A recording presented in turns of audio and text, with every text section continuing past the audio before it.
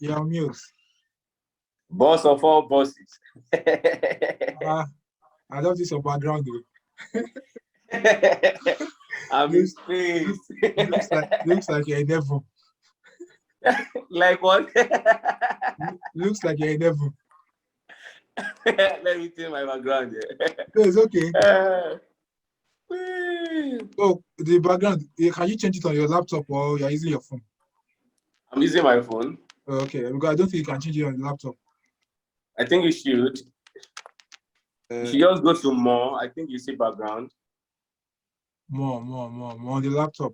I don't think there's more there. Yeah, there's no more. Okay. Because I'm using phone, I think that's right. Yeah. How you doing now? I'm great. Fantastic. I just finished Troublemaker now. Fantastic. I'm sure there will be so much to unpack. There's so much to unpack. Hope you did end up being Kolomental. Lagos is already killing you, so you don't want to add being Kolo to that, you know. That's true. But it's a brilliant piece, very brilliant piece. Very brilliant piece. I think 40 poems in all. Yeah. Very brilliant piece. Very brilliant. You didn't have time talking too much this time around. Yeah. You're just flowing. You're in the zone. The Tiger of Lagos has given his verdict, you know, so we are happy to accept the verdict from the Tiger. Yeah, Lion of Newcastle. How are you now? We bless God. Everything's been fine. Been good. And you received your package of Lagos is Killing Me. Yeah, I was so excited. I know. I know. I was thinking, since the flood in Lagos, I was thinking, I'm not going there. No, I'm not going there. I won't just go and suffer for no reason. I know. For no reason of mine. So it's nice actually coming. It came true. Very nice. Came at the right time. Yeah, it came at the right time. Because people are already strangling me. I know. I know with the flood in Lagos now, people can be saying, "Oh, Lagos is killing them afresh as well." Yeah.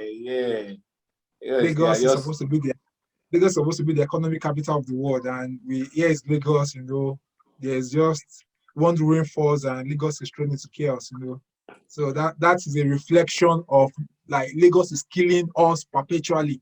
It never stops. Perpetually, yeah. A friend just came in from US. He came for his wedding. And he was amazed. His wife was dazed. She was just speaking for me. I was like, oh, tie your car to 1 3 there. I know. Yeah, I was just laughing. People's cars were literally being pushed away by the rain.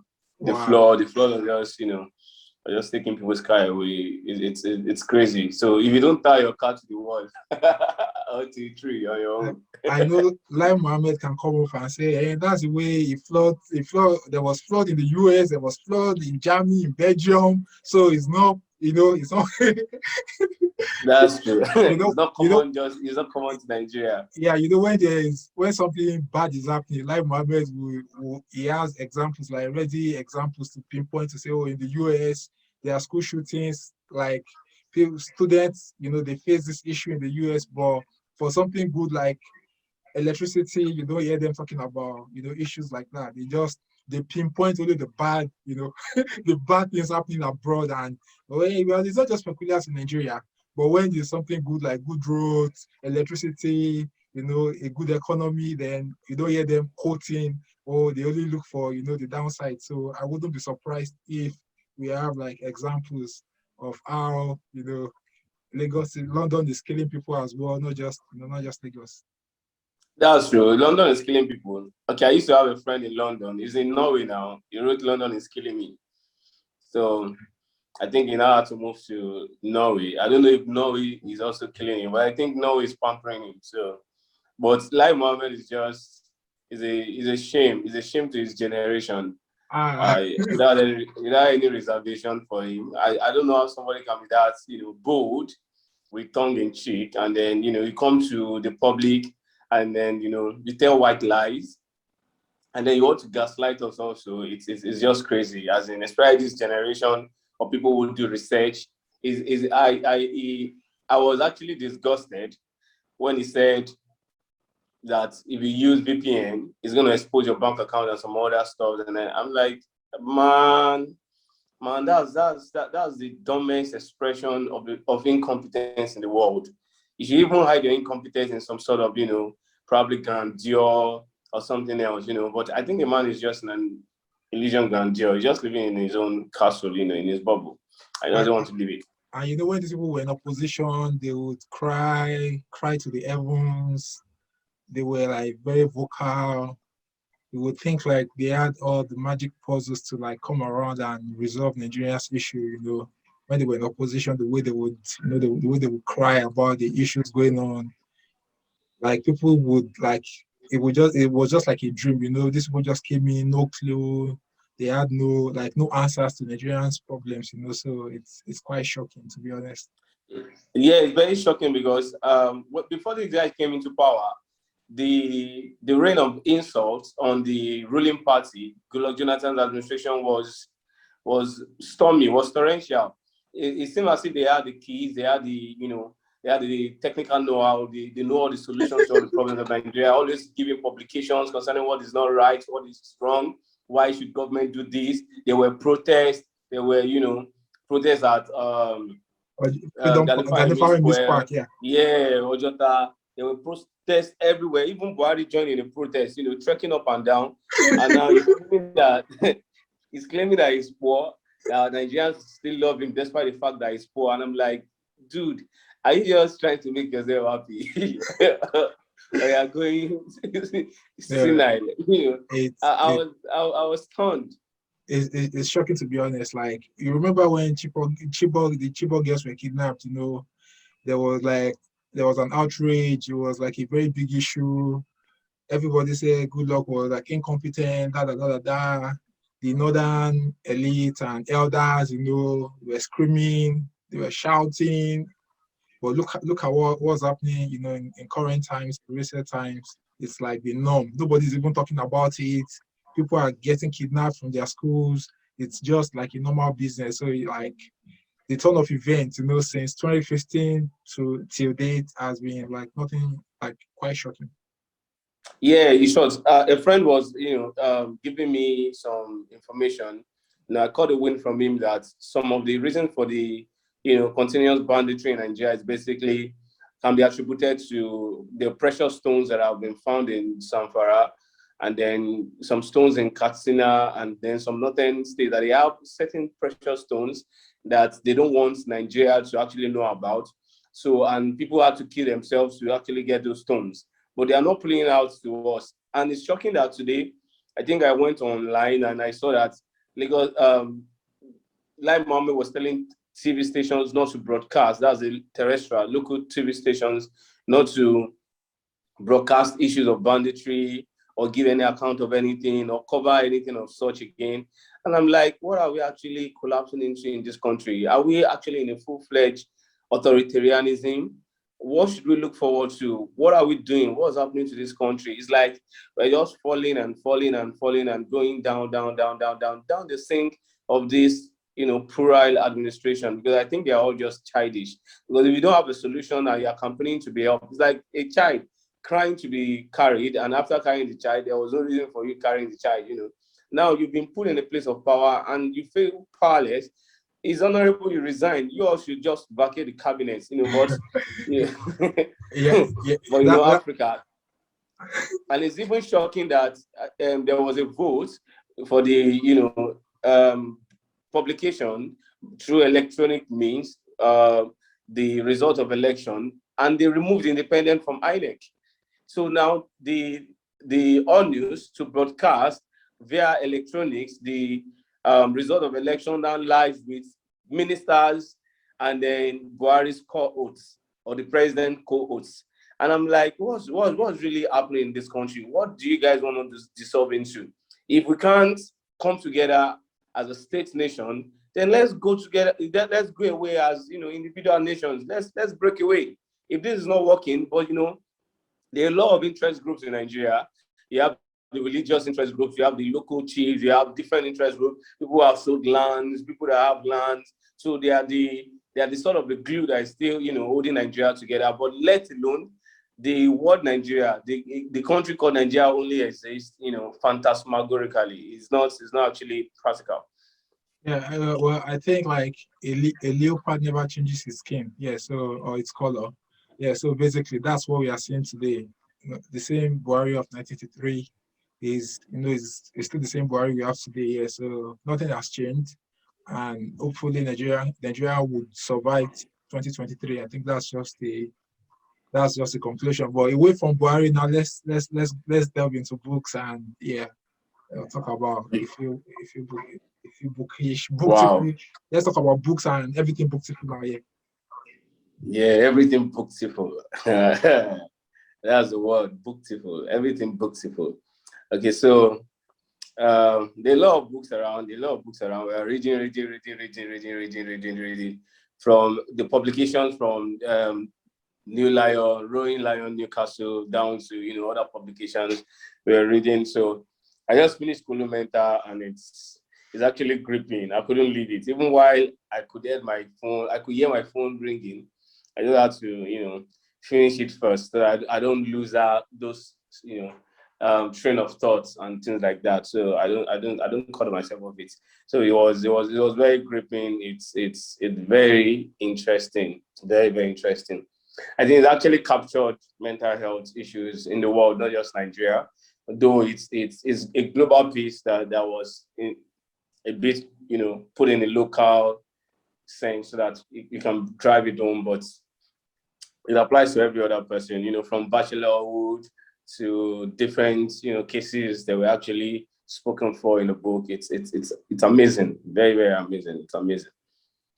Thank you very much for your booktiful words. Well, we don't expect less when you have written so many books, so you can only raise the bar, it has to just always be top notch. After all this increased notch. That's the spirit. That's the spirit. And we hope we can also, publish as much as we can also, if time permits, if everything permits. We hope we can also do that. But at least there are a whole lot of books out there, and then you pick books and a whole lot of stuff, and you're struggling to read them. So when you see books that when you delve into them, there are 1,001 stuff that you could actually rip up those books. It makes you very very happy. It makes you glad and all of stuff. And I think I finished Black Not Inferior also. I can't wait for it to be nominated. Then okay, which other one? Okay, we're waiting for the one that should not be disclosed yet, since you have not disclosed it. So let's leave it. Let's leave it like that. Yeah, I said there's a book you just finished writing. Okay, I think you released it on your Instagram page. Yeah, so that's a collection of coronavirus poems born in lockdown, and the book was born during the lockdown, during the pandemic, and the reviews have been streaming in on NetGalley, and people are feeling it. People are Yeah, it's making as sense. NetGalley is.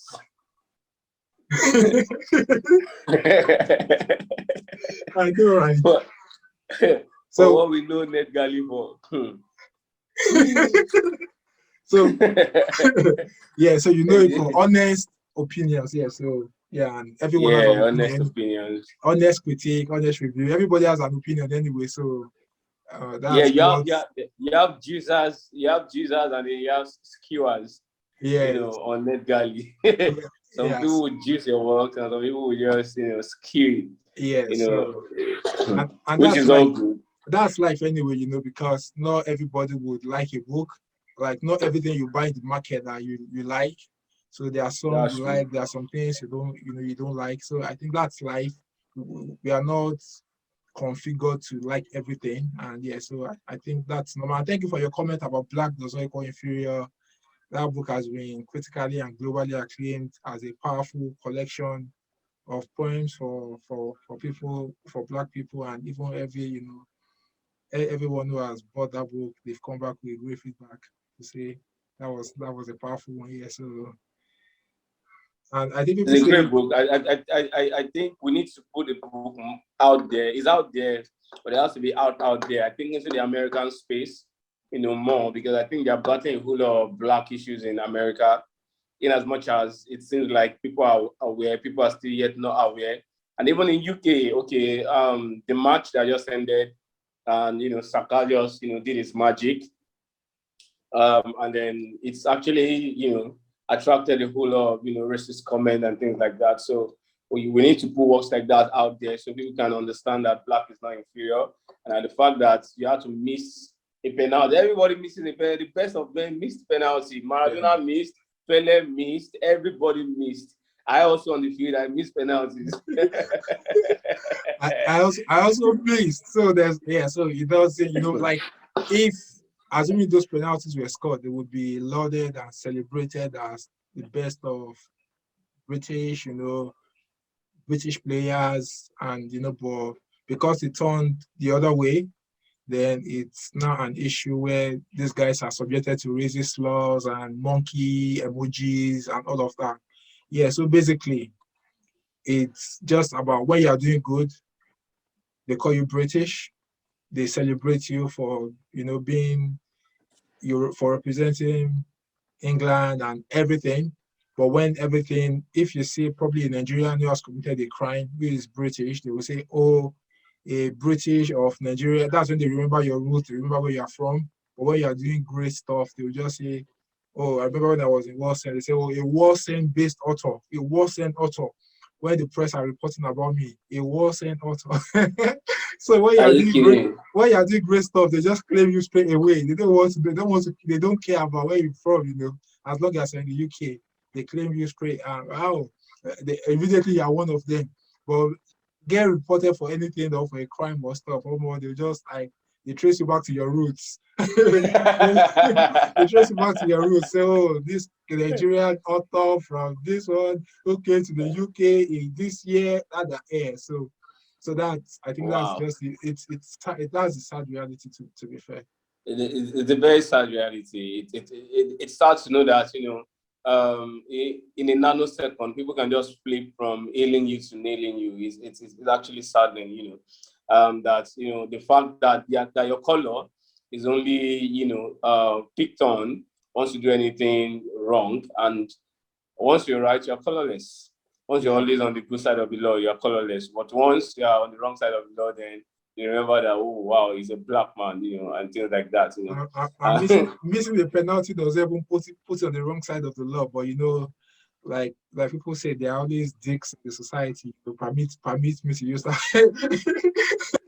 Permit my use of that word, but yeah. So I would say that there are always dicks in the society, and people, and to be fair, there are quite a lot of them, so which is quite sad, but it is what it is. 2021, we are still we go back to the same thing, talking about racial abuse, talking about all these racism issues still in 2021, the same thing we talked about in 2020.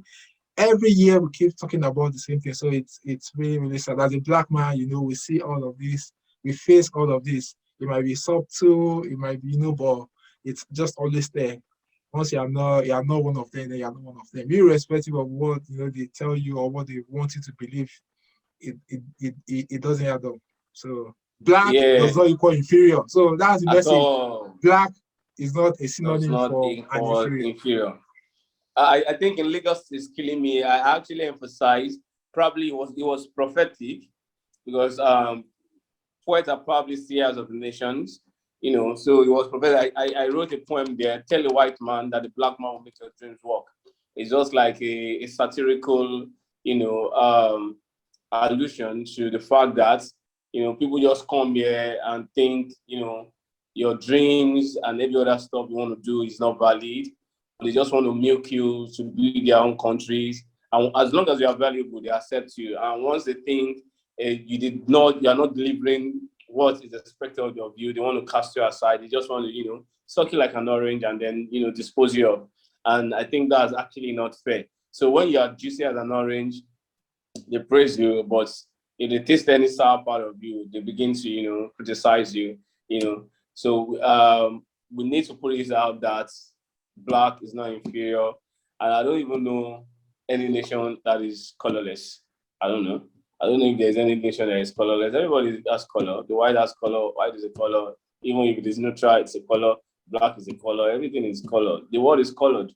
So we need to understand that. So we need to drive at that Black is not inferior. And then this book needs to get, to universities, they should be stocked by universities and be made a compulsory read, for all students from 100 level down to 400 level, master's, thesis, and a whole lot of stuff, because there are a lot of works that have been put into Black is not inferior, and people need to glean from the wisdom and everything that has been written in that book. So I will employ anybody that is watching this, or any school, or any principal, or any professor that is watching this too. You need to grab this book and take a good use of it. Preach it, preach it, Yeah. preach it. Appreciate it. Then we have some other books. We have Inferno of Silence. Yeah, I think people need to grab Inferno of Silence. Well, it has actually grabbed itself, but it's been winning itself a whole lot of awards, moving from coast to coast. Yeah. In the India awards, it's not beans now. It's not beans. India awards is not beans. It's not easy to come by. Yeah. It takes a lot. In short, if you even see the categories there, you know that the category of book, the truckload of books on that platform, you know that it takes a lot to actually win something like that. It's not easy. It's not easy. So kudos to you. More grace to your elbow, or more grace to your elbow. Anyone that works. Whichever works. Thank you very much. And like I always say, like the key to coming out and moving from a place of like winning awards, the secret is great works. That's the secret, That's what I tell like aspiring writers. When you get to that level, like I didn't start out as a perfect writer. I didn't start out as like the best out there. We've been labeled, I even at where I started, I've been labeled, oh, maybe this guy is just this guy just came out, as he has enough, he had enough reach, he had great focus on the press, and all of that. But for you to come from that place of being labeled as not writing a book that was not distinctive and engaging to a level whereby you're winning book awards, then you know that a lot has gone into that process. A lot has. So, and that would be my advice for writers as well. Like, be more particular about it. You don't have to start out as perfect. And for everyone sharing the story, there will be vulnerability, there will be pain, there will be a lot of issues. Or starting out imperfect is okay. In the beginning, being rough is fine, is perfect. Don't, if anyone says you're not good enough, take down the chain. Don't let that be, don't let that bring you down. Just keep on doing your own stuff, your works. Like I say, I tell myself, once people may say, oh, go on social media, post every day, I have 30,000 followers, I have 100,000 followers. But what you'll be remembered for as a writer will be your works. When people are talking about Michael Oloyede Taiwo in the years ahead, we'll be talking about Lagos is killing me. Nobody will remember how many followers you had on social media, to be honest. Nobody will remember how many posts, unless I'm making That's true. Unless they want to remember you as someone who made like controversial posts and all of that. But basically, what you remembered for is Michael Oloyede Taiwo, convener of Lagos Poetry Ton, convener of Lagos Poetry Ton, the Spoken Word Academy, all your works, your books, everything you've done, literally wise. But in terms of how you built how many times you post on social media, all of that, or how many followers you had, or maybe you were verified on the platform or not. That doesn't really matter. So that's what I want, like writers watching this, that's what you should take into account. Let your focus be on like great works. Let your focus be on like, taking your art, taking your crafts, that talent, taking it to the next level. So that would be my candid advice to like writers, aspiring writers. Let that focus be on your craft, how to improve it, to get better. And when they say, oh, there's an award out there, you're sure that no matter what, on the global scale, yeah, you can put your book out there and be like, with your full chest, nothing will happen. We did there. So, Mm. so you get that. That's true. So when they sent you that you won the award, was it by mail or by, I think, do you still do post mail or this? Yeah, it was by mail, and I think the first one was for a Booktiful Love. That was December last year, and when the mail came in, I was like, wow! Like I was so excited. I was super super excited. Like that feeling just coming in, and I think after that, I won two other awards as well: the Indie Reader Discovery Awards and Next Generation Indie Book Awards. Yeah, so it's been from one win to the other now. So officially a multi-award winning, but Wow.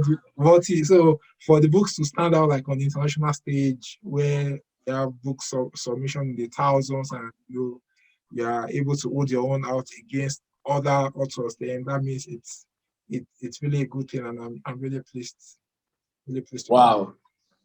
So when you received your plaque, did you roll like a lion or you were Oh, just smiling? I was I like when I received the plague, I was just so excited. And the plague was really really good, sitting on my bookshelf.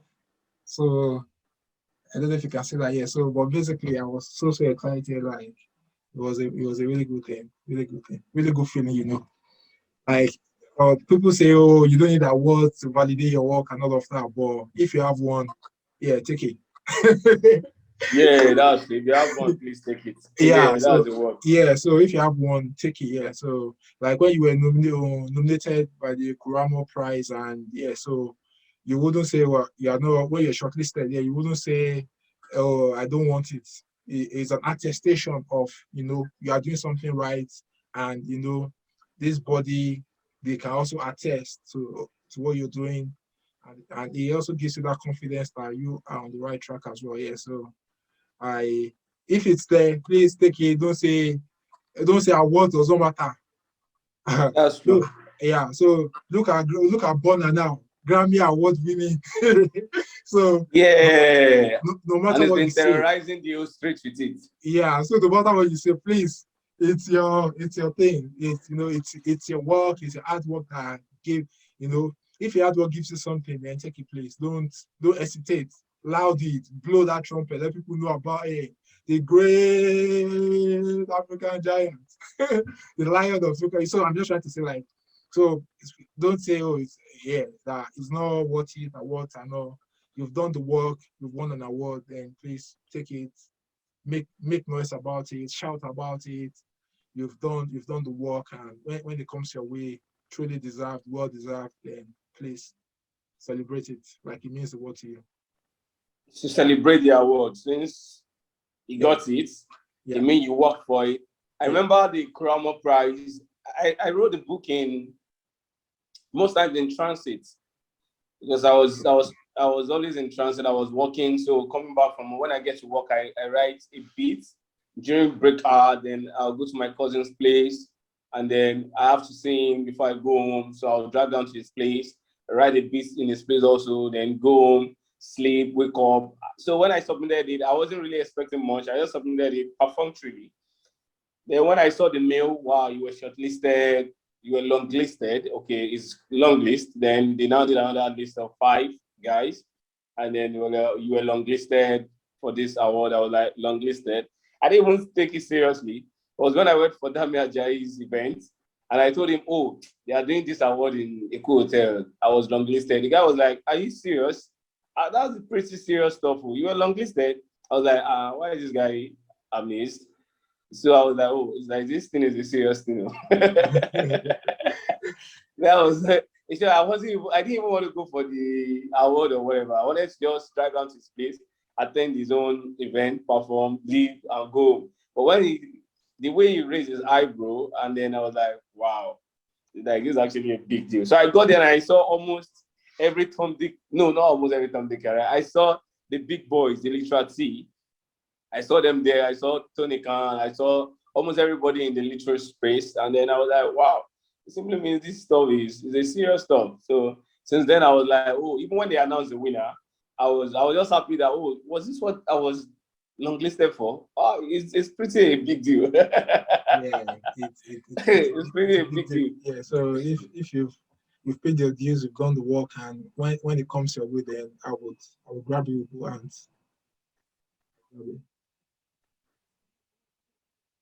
so it's just moving on, So what would you say to, how do you feel when you write and you are not actually in your work yet? You're writing, you're writing. A part of you is telling you, oh, this is good. A part of you is saying rewrite it. So how do you revisit your work to go through the stress or the rigors of making sure every line is perfect, apart from editing and every other? So before editing and proofreading comes, the first work, the groundwork of writing, rewriting. Do you just type on laptop or you actually write on pen, Yeah, so basically, I use, this phone has done quite a lot of work. I love you. Yeah. Oh, this phone, you've been a faithful servant for a long time. Yeah, so basically I use my phone because like it's the most convenient tool for me to use to write. Everybody Don Kolomental was written at night, mainly at night, in the dead of the night. So wow. Yeah, so or like I write mainly on my phone, then once I'm done or I've gotten to a stage where I feel like very satisfied, I transfer it over to my laptop. Yeah, so that's what I do basically. So Oh, okay. So that's like, wow. That's like the value chain. yeah, so I start with my phone and I finish up with my laptop. Yeah, so Microsoft Word document. Yeah, so basically start on the phone, and when I feel like there are times there are some words that you feel like, okay, is this right? The first draft mainly may not actually be the final thing. At times it works. I have like so many poems that are just at that first draft level, they are perfect, like perfect, and there are some other poems that are in the first draft. There are some other poems that are not just in the first draft, like you just have to rewrite and make it better. And there are some that you just don't care. So because basically, like you can't write to satisfy the whole world, like you can't write to satisfy everybody. So there are some, this day and age, the day and age of cancel culture, the day and age where people are just looking for errors to like cancel a writer, the platform a writer, or what are you saying, what are you typing, and all of that. So yeah, like in the 21st century, basically, you really need to be careful when you're writing as well, just to be sure that whatever you're writing, it's acceptable to a large extent, but basically you can't like please everybody. So basically you can't please everybody. You're on mute. Yeah, I just unmuted myself. So it actually makes a whole lot of sense. But I think there's do you think there's a discordance between the writings of the past generation and this particular generation in terms of meat, weight, mass of the works that we're churning out? Do you think there's a discordance or there's a disparity? Oh, I don't know. It looks like your screen is frozen. Or days? Yeah, so I think your screen froze. Yeah, but I wouldn't say. I think in the past generation we had a lot of like great writers and that beamed the light on African literature and Nigerian literature at large. And those shoes were like quite big, like really, really big shoes. And I think this generation of writers as well, they are doing their best. We talk about the Chimamanda Ngozi Adichie of this world. We talk about Tomi Adeyemi. We talk about Ayobami Adebayo. We have quite a lot of like what's Mambuka Prize was his name. Oh, Chigozio Obioma. Yeah. So we have quite a lot of like people in our own generation of writers as well who are doing really well, like taking Nigerian literature, taking it forward, putting that. So it's really like it's a big shoe, but I think we are the generation of writers coming up as well. They are stepping into those big shoes, and they are also laying the marker around the world, across the world. They are doing so. We are not yet there, but we are definitely getting there. We are getting to that stage whereby we would also have like a new generation of writers who are renowned the world over for their artistry, for their work.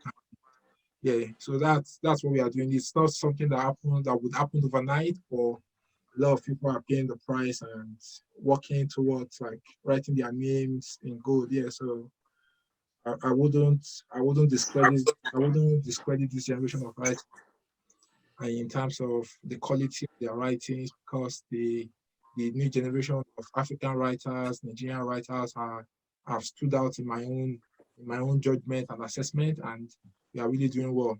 So the bar, it wouldn't be that the bar has now been set low, but we are trying to raise the flag of African literature and African writing and taking it to the next level. Wow. Sorry, I'm having some calls intercepting what I'm doing.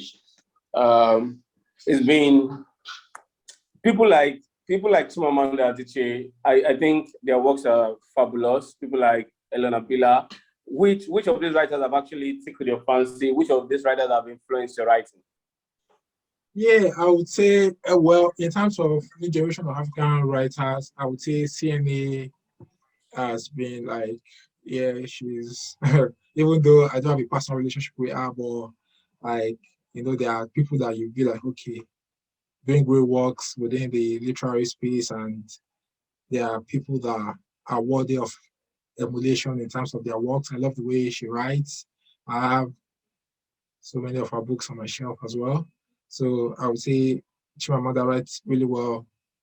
Ayobami Adebayo is one that, she's, uh, her book, her writing is crisp, clear, and really good as well.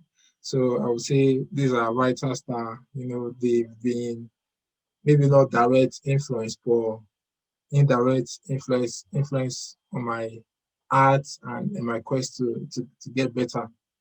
So that's what I would say in that regard.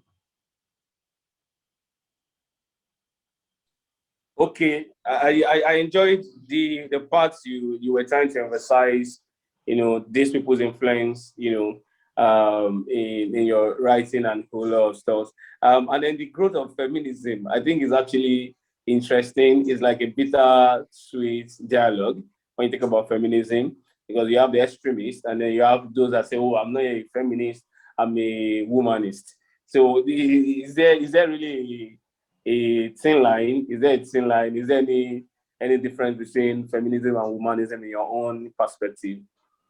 Yeah, so basically I would say, like, I remember in Inferno of Silence, that was talking about men's mental health, men, the kind of issues men face in relationships, and the lead character was having issues in his marriage, and he was telling his wife, "You're not a feminist, you're an extremist."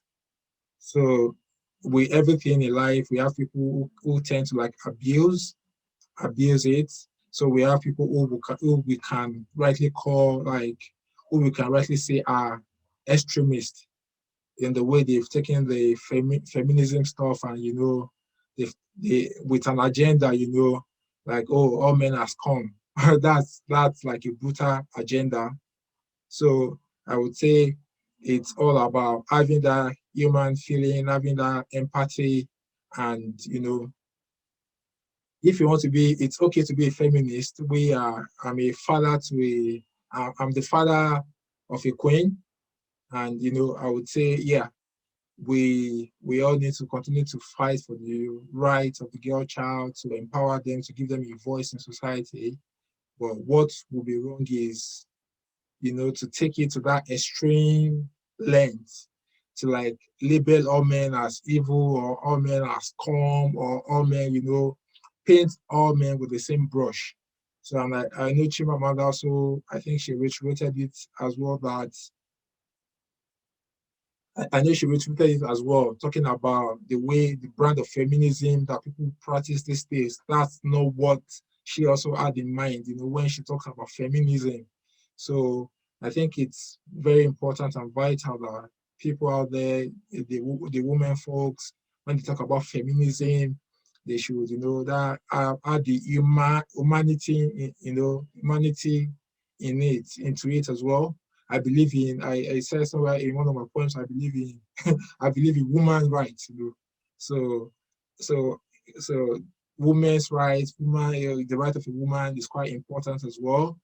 And I think it's quite important that humanity should not be lost, that human touch. All men are not scum, all men are not dicks.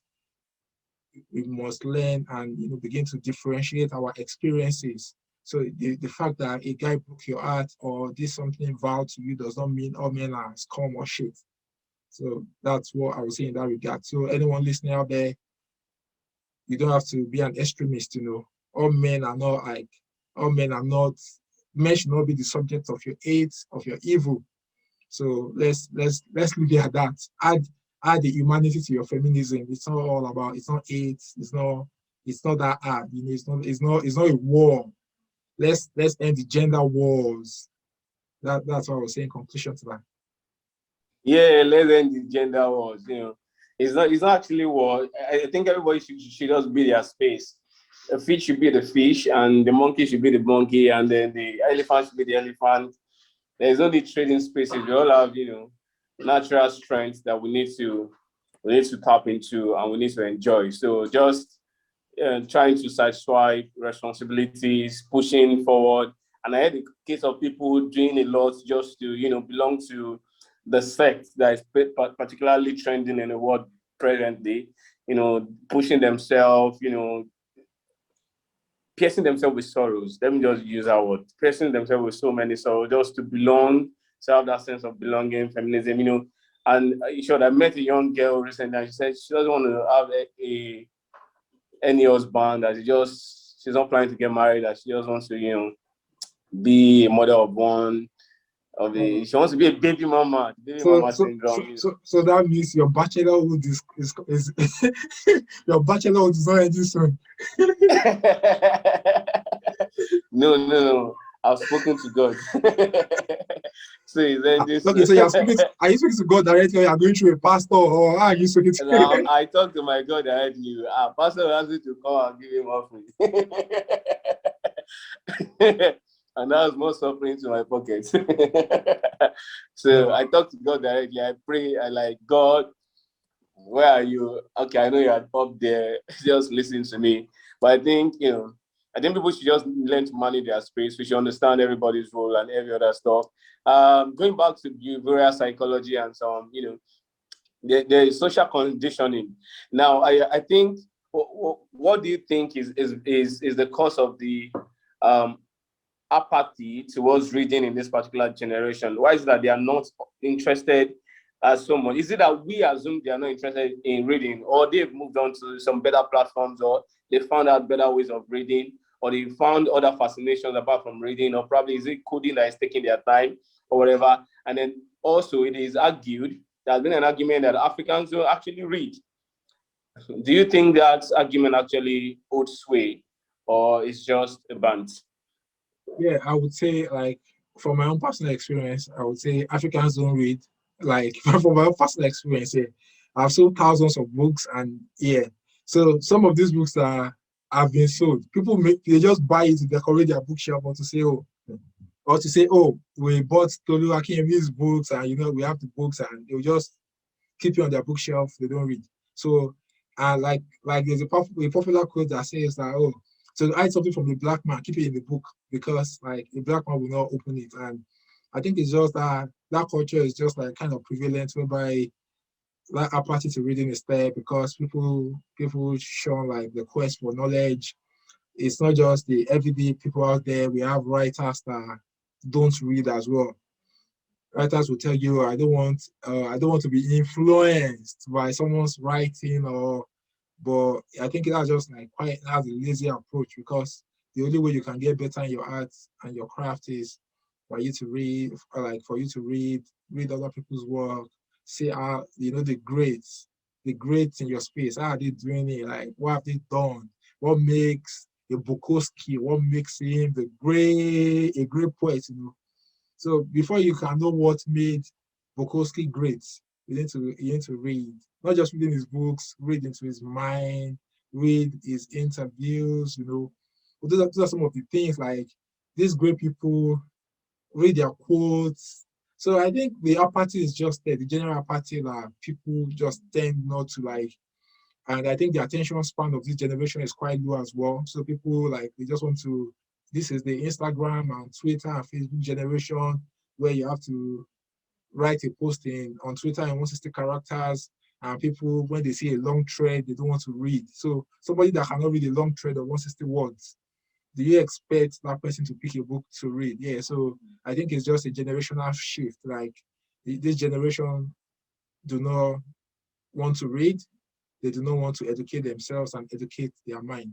And for you, the only way for you to move to the next level is to have an educated mind, you know, always have that quest for knowledge. But I think a lot is happening anyway in terms of shifting cultures. A lot of book clubs are out there trying to encourage people to get into that habit of reading, and even bookstores promoting literature. So I think online platforms has helped greatly as well in terms of giving a lot of people access to books, and you don't have to go into a bookstore before you know what's trending or to know what's happening literary wise. So I would say that's been like a big plus, you know, the literary platforms, the bookstores. But I think it's just a generational thing. The attention span is quite low and people are not willing to invest to get invested. People are ready to fight over Big Brother Nigeria than, or you know, people are ready to fight over things that are not really relevant to themselves or always bigger between Davido and Whiskey and Bonner. And you know, the banter is on end every day. You see mature people, adults fighting over things like that rather than for them to educate themselves, educate their mind and see how they can get better, develop themselves. Yeah, so I think it's just a generational thing, you know. Oh, okay. I think it's a generational thing too, because we've been having discussions concerning, certain discordance in people's, and even if we could write about discordance and every other stuff. So this is your new book. What give birth to it? Birth in lockdown. Apart from the fact that it was written in lockdown, I think it's going to be like, a collection of almost 40 poems or something. So when did you get to that point where you think you can do something like that? Yeah, so I've written like quite bits and pieces of like lockdown poems. Wow. But Born in Lockdown it was a strange one. It wasn't planned, to be fair. It was, you know, I was supposed to like take on the project for someone, but that didn't happen.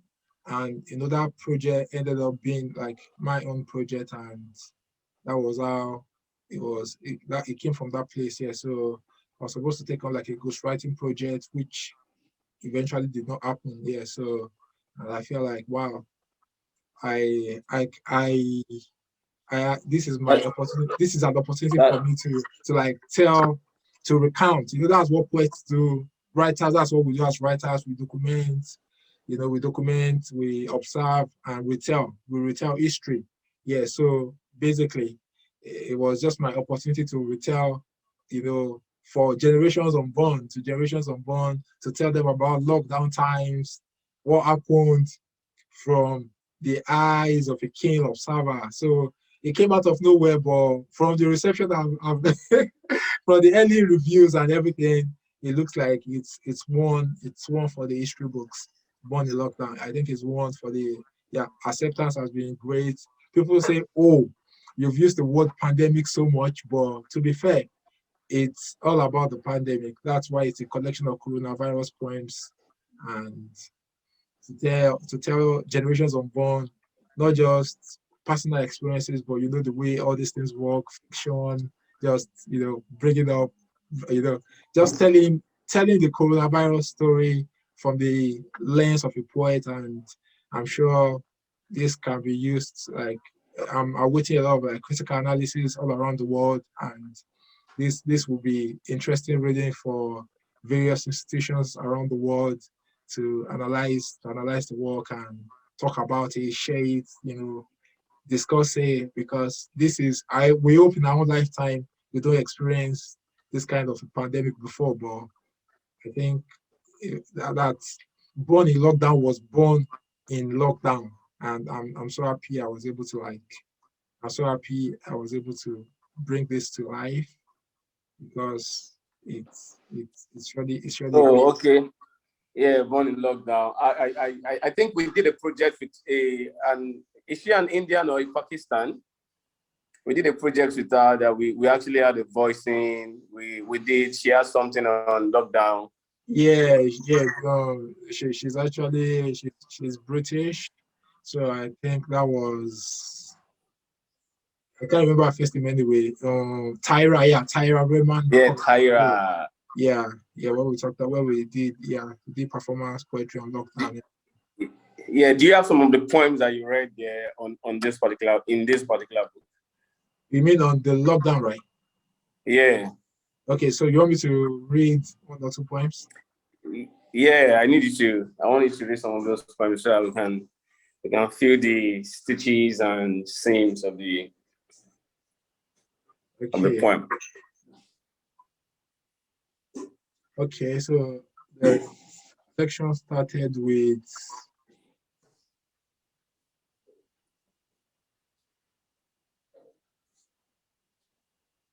the collection started with the first poem is actually titled Pandemic. Oh, okay. There's a pandemic in my head, raging like boiling water. There's a war in my mind, tugging at the deepest part of my soul. There's a thunderstorm in my heart, wreaking havoc like it is doomsday. So that's the first point, and Wow. I'll read one more. So this one is titled Virus. I framed your picture in my heart in hardwood until Wow. it crept in and what remained were broken particles.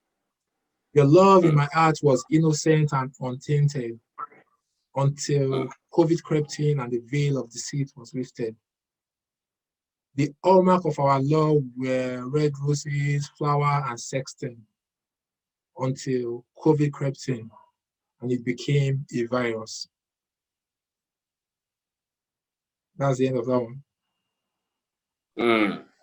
That's powerful. That's like a teaser, That's like a teaser, so that we can go get the book. So everyone, you need to go out there and if you need to understand the chronicles of lockdown, then you need to actually get this particular book. Everything that ensued, during the lockdown, you need to get this particular book and read it off. I think it should be everywhere. It should be scattered that. Oh yeah. Let me we read have one a more. marketplace in. Oh, it's not out yet. Sorry, it's not out. Sorry. It's available for pre-order. September something. It's September, but available for pre-order. Let me read this one about palliatives. Oh, you find this pleasant. one interesting. Yeah. Our palliatives have grown wings and two legs, gone with the wind. Hunger pangs sweep through the land like a swarm of bees. Our palliatives have been declared missing. Eels and cries of the forgotten poor is swelling like a whirlwind. Our palliatives have been ordered by the ruling class. It took more than timid limbs to rescue our willing palliatives from the heartless elites. So wow. That's powerful. That's so powerful. Our palliatives. It took more than he had to take more than timid limbs to rescue those palliatives, those wailing palliatives that they were using as souvenir for parties. Yeah, it's just ridiculous. Like It's ridiculous. it's shocking. As in shocking. The woman said she was saying it. Oh, funny enough, she schooled somewhere around you there. Something Newcastle upon time. That's quite shocking, you know. So it's a terrible thing, but you know that's what poets do anyway. That's what writers do. We document, like I said earlier, we observe and we retell these stories from the eyes of a keen observer, and that's what poetry does anyway. Brevity, being able to convey these messages, this with like in short burst of words, and you know, so that's what we've done, documenting the history and retelling it, and people around the world, you know, everyone, our experiences are quite different, and you know, different countries, you know, faced, you know, the challenges that were faced, like in different countries, like differed, but the common purpose is that we were all affected and impacted by the pandemic, and I think Born in Lockdown would help to like highlight most of these issues that people faced all around the world. Yeah, Born in Lockdown. I can't wait. The design it's I've been privileged to see the design cover, so it's actually enthralling. It's interesting. You once you see that design, you know, the book cover, you just want to quickly, you know, dig into the book and see what is in there for you. So I'm very sure it's going to be a swell read. You know, how easy it is for you to bring, you know, authors on your, I don't want to say label, into your publishing company, but it doesn't say label, do imprint, yeah, imprint. Yeah, imprints, yeah, into your imprints, yeah. Yeah, I think we might be running out of time, but if once this time is over, I will just send you a new link, then we can continue the conversation here. So, but I think in terms of getting authors into the imprint, I think it's, you know, just identifying, you know, not just established writers, but people who are like not established writers like yourself, people that, you know, people that have been on the scene for quite a long time. But it's also about identifying new talent and helping them to, you know, showcase them to the world. Talent have been previously undiscovered, and helping to like showcase them and their art to the world and give them a platform to bloom as well. So I think that's what we are doing at the Roaring Lion Newcastle. And like as of now, we are the home of African voices in the north of England. So people just come to the store in the market and they're like, oh wow, all African authors, and you know that's pleasing to see. So I think that's a major win for the Royal Lion Newcastle, giving being a platform for authors that normally in this side of the world people are not used to seeing. Like they are not the everyday authors that people would see in this part of the world. So I think it's been really good to help showcase these people unknown, most of them unknown in this side, but now we're able to showcase them and showcase their works to the whole world. And how has it been? How has the response been? Sorry, I'm trying to. My phone is going low. How has the response to everything? The book, how has it been?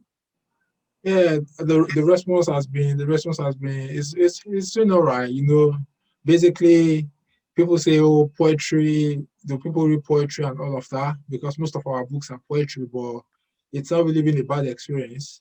What I always like in the market, like Lagos is killing me is like a conversation starter. We bring around like a lot of people, they just, oh wow, Lagos is killing me, and people have like just talk about the experiences in Lagos. And that's the good thing about literature. Even something as little as a book title can like start like a conversation. The other thing I find intriguing is, say, in the marketplace, and they see so many books, are like, when they find out I'm like the author, they're like, wow, did you write all this? I say, well, these are my books. These other books are for my authors. And they're like, oh, wow, so you did all these. say, yeah, yes, so they find it really, and people like, oh, please sign it, like we can see an author, like life on diarrhea. Wow, this doesn't come every day, So I think that's the beauty of the whole thing, like being able to like people meeting you in person, it's a lifetime opportunity. They will not be able to see you again. And I think also getting the feedback on the shop floor is quite important. People come again and say, wow, such a lovely read.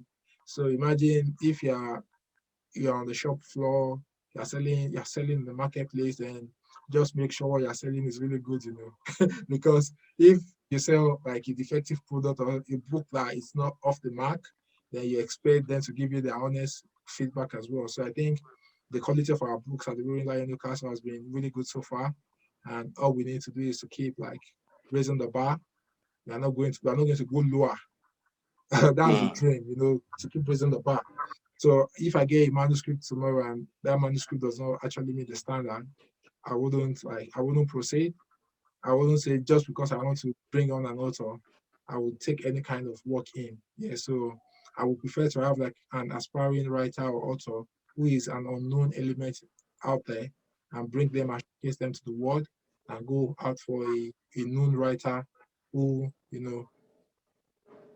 we know writer whose work cannot, that is not up to quality or yeah. So the standard has been really good so far. All the books that we have published have been widely received, and critically acclaimed great books, and we hope to strive for more. We are trying to build our tentacles, collaborate all around the world just to shine the light on what we're doing. And I know the way forward is upwards and onwards for me. All right. So, you look forward to, have you entered for, apart from the awards you won, have you entered for any other awards? Yeah, awards are they are circles. So 2021 award, 2020 award, 2021 award. So awards never end, and the opportunities are always there to like enter for awards, and even authors on the imprint enter their books for awards.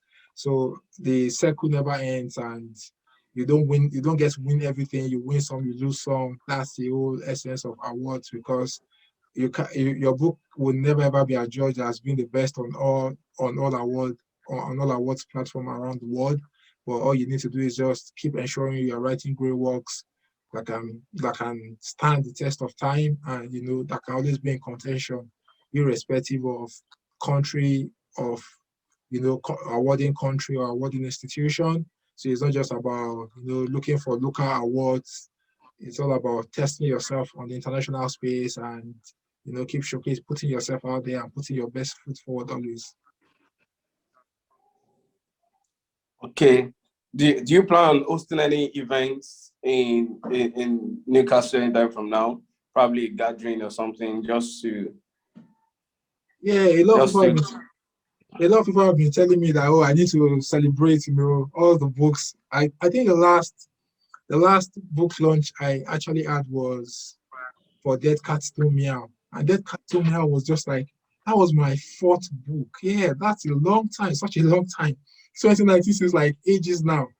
And I remember at that book launch, I was sounding so philosophical, like, oh, I think the one, was it the one in, I don't think the one, I think it was one in Newcastle. Now, if this was my last book, uh, I've laid my imprints on the sands of time. I've done this, I've done that.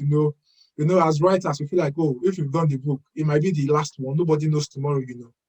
So, but I think it's gone on to be like a very beautiful one. We've moved past, from 4 books now by January to 15 books and multiple awards along the line. So I think it might be time to do something. My friends in Manchester have told me, they've also mentioned that come down to Manchester, let's come and do a celebration of all the books and everything. So let's see when the world becomes safer, better, and everything, we begin to return to normalcy, then it might be good to plan something probably in September to see, yeah, but it will all be down to like what the world is, what's happening. But I think it's time to celebrate all these great works, 11 new, so it's going to be like a launch for 11 books. Wow. I don't know. I'm lost. Well, by January 2020, 2022, it will be 15 books. Yeah. So I think it's been a booktiful journey. It's been a booktiful. A total of 11 books you have in your coffers presently. Yeah. So basically, right now, 12 books. So I have two new children's literature. Aware Oh, self-confidence. that's true. Yeah, so 12 books by September 13, and by January 2022, 15 books. Yeah, so but they are already all ready to, just to click on the publish button, and yeah, they are all done and dusted. It got in the human body January 2022, and you need more than dreams. That's a collection for young people, a collection of points for young people. So wow, you need more than dreams. Yeah, so all is ready, all is set. The lion has roared. The lion has made his mark on the sands of time. Tolu A. Akinyemi Tolutoludo would never be forgotten in the history of poetry, in the history of short stories, in the history of essays and literature. So I've done my best. I've done my, if I stop writing tomorrow, there's nobody that will say Tolu has all done, he's done great for poetry. Why would you stop writing tomorrow? No, is it going to be that there's nothing to write again, or of real that, okay, I think I've done my best? Well, I don't think, like, at times I just like, oh wow, this is crazy, Like, I don't think one can get to that stage whereby you say you want to stop writing, because it could just be like even a random conversation. We can just be talking and an inspiration comes. So at times as a writer, you may feel like, oh, there was a time I was like, oh, I'm not going to write poetry again. I'm going to go into other genres fully. No more poetry. I'm done. This is the end of our love, with our relationship. I'm no longer dating you poetry. But I just saw that, I kept coming back to poetry because this is just natural. Talents don't die. So even though you want to concentrate it and you feel like when it comes, it comes. So I can't even say I want to retire. I'm going to stop writing, because the secret for a writer is never to stop writing. So odd. So for a writer, the secret is don't stop writing. It's very, very important. Yeah, don't stop writing. So I think that is something that we need to like always, pull at the back of our minds. Retirement is not going to come anytime soon. So one of my friends, like she said, Tolu said he was going to 35 books. I said, wow, did I ever say that? 35? And then I was like, how come 35? How am I going to do it, But now I'm at 15, and 15 is not bad, as at this stage. Well, 35 is not so much, is it? No, it's not. It's doable, but I'm not putting any numbers to what I'm going to do. But I would say 15 is respectable. If that is the end of my writing journey, then at least I've done something worthwhile. But nobody knows tomorrow, so we'll keep it at that.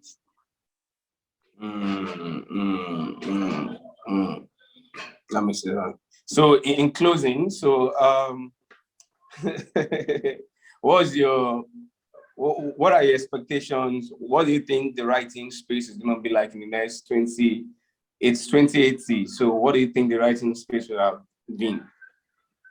Let's assume this is 2080. Yeah, 2080. Well, I would say in the global literary space, having a new generation of writers taking the world by storm again, as we would expect. 2080, a new generation of people who are interested, just keeping, like keeping the culture, reading culture going, activating it more, having a new generation of people who are thirsty for knowledge.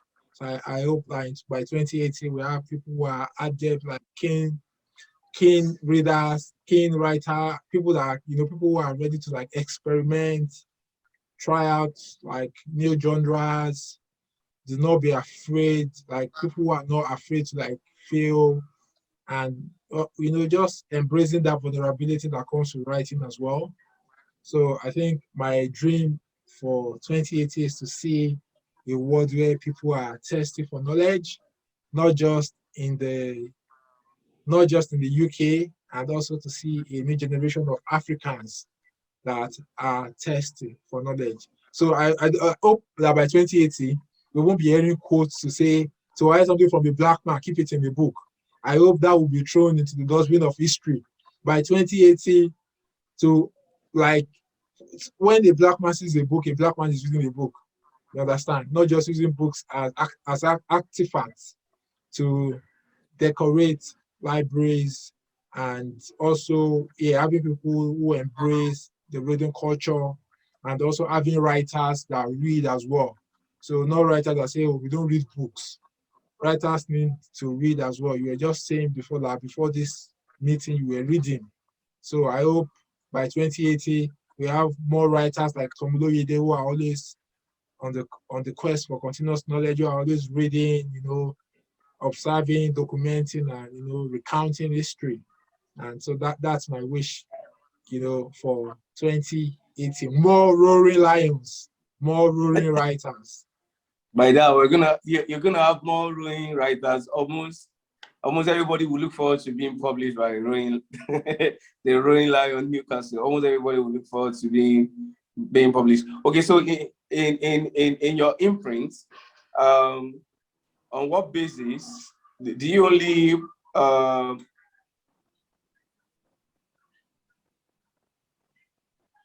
can people actually do their own stuff?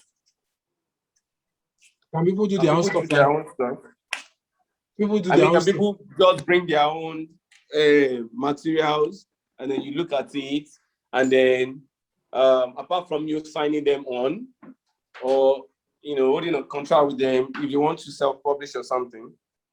Yeah, so basically, if people want to, like, at the moment, when our submission windows, when it becomes open again, people can submit their manuscripts for consideration, and our team will review the manuscript, and if we find it worthy of publication, then we move things forward. But at the moment, we are not a vanity press like that. We don't help people to self-publish their work. We only publish books on the imprint that would like to be associated with based on the quality of the work. So that is our work, at the moment, our modus operandi. So when we reopen our submission, we're a small, we're a small publishing house based in Newcastle. So when we get to that point whereby we can publish 100 books a year or 200 books, we'll definitely get to that point. Moment, we are not yet at that stage, we are not yet at that level, but we're just starting out, and baby steps, and we'll keep moving forward, and progressing from there. Oh wow, interesting. So finally, I know you're on Lion and Lilac. When is next open submission for Lion and Lilac? Yeah, Lion and Lilac, the submission window is still open, and we are publishing a new issue on the 1st of August. So if you are watching, check out lionandlilac.org and check out our submission criteria, and do get your submissions in. And we publish the best of the best in the literary space, and you can check out some of our previous issues. And if you feel like we meet your spec, and you believe that our platform can be a home for your work, then please do get in touch with us, and we can move things. Do get in touch with us, and we can move things forward from there. Oh, okay. So presently, are you publishing apart from your own works, are you publishing other people's collection of poems, or based on what you think? Is there any work at hand now that we should look forward to, which is not directly yours, probably one of your, signees? Yeah, so we have a non-fiction book coming out by Ibrahim Olawale, who I have mentored through the writing process. It's a non-fiction book about the pandemic as well. So that will be out sometimes in August. And after that as well, a collection of poetry for young people as well will be out as well, sometimes in August, by Abimbola Jurongbe. So we are working actively to showcase the unknown writers, that giving them a platform. Because when we talk about the elite writers of today, at some point in their writing career, they were also unknown. So the Royal Lion of Newcastle basically is home to like showcase writers that at some point they will do, they will in the past, let's talk about Fumi Koka's Letter to Lily that has been widely acclaimed as a manual to the girl child, to Lagos is Killing Me, to these are books that can stand out anywhere in the world. And let's talk about like Fumi Koka. She was unknown in the literary space prior to joining the Royal Lion of Newcastle, and her book has now been widely recommended as a manual for the girl child. This is what we are talking about, like people that at some point in their writing career, they were not known, but through this platform, giving them a voice to showcase their work and their artistic talent to the whole world. So that is what we aim to continue to achieve with the ruling Lion. All right. So, and finally, are we going to roll before we exit, or we roll and exit? Can we have a roll like a lion? We roll like lions. Never forget the parking dogs. Like the lions don't roll like grabbing cars in the parking lot. The lions don't roll through King Zone, standing tall like this.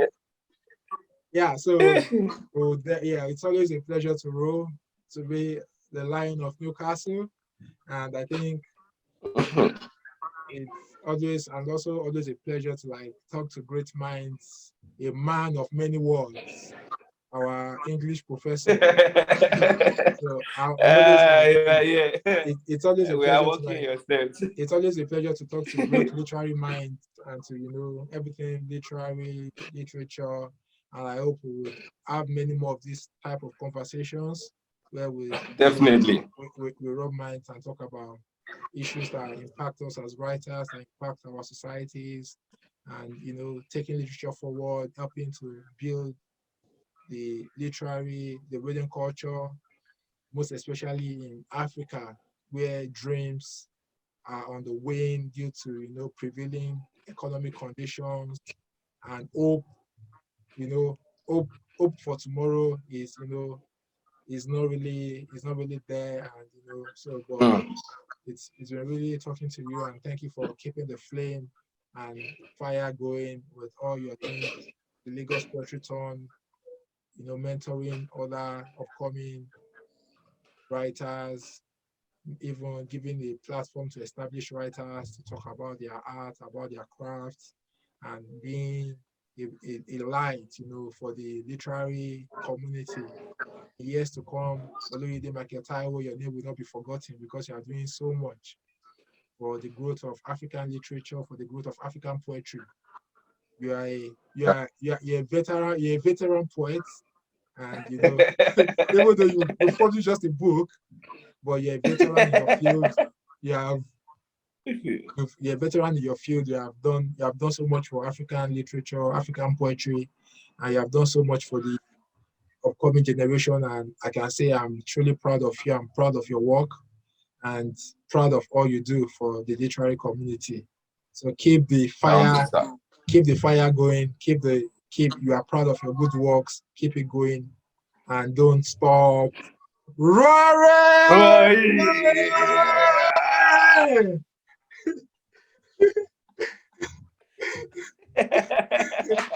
So I caught that. we ended it with a roll. The roll you've always wanted. Yeah, we ended it with a roll. Thank you so much. Thank you for having me. You just inspire us every day.